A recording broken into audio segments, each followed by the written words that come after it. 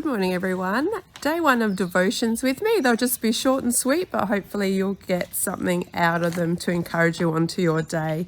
And I just want to share a few thoughts with you from Samuel. What a great story that we read when I was preaching the other week. Not because I made it a great story, just because it is a great story. And it talked about Samuel living in the temple, and yet at the same time he didn't know God deeply, and he certainly hadn't heard the voice of God. So that got me thinking, do we spend a lot of time in the temple, our temple, and maybe not hear the voice of God either? So I just really want us to think about that today and have a think about what strategies we can put into place to actually hear from God better. I just want to encourage you with this little passage here from the end of that story, and it says, "The Lord was with Samuel as he grew up, and he let none of Samuel's words fall to the ground. And all Israel, from Dan to Beersheba, recognized that Samuel was attested as a prophet of the Lord.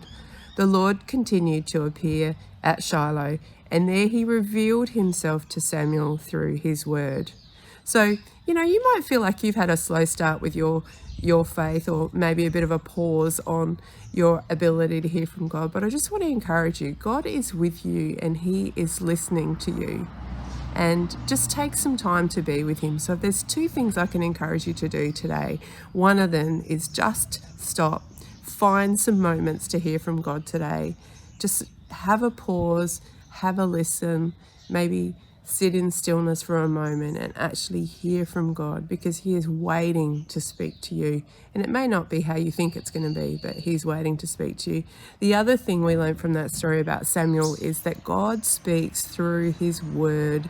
So if I can encourage you to do anything today, pick up the Bible and have a read and let God speak to you through his word.